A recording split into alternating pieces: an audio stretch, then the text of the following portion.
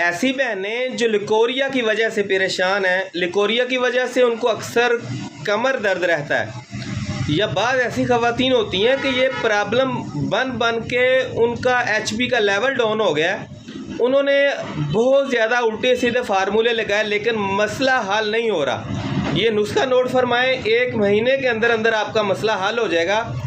अफाका आपको इंशाअल्लाह अल्लाह की रहमत से पहले 1-2 दिन के अंदर ही हो जाएगा। आपने बस कोर्स को कंप्लीट करना है।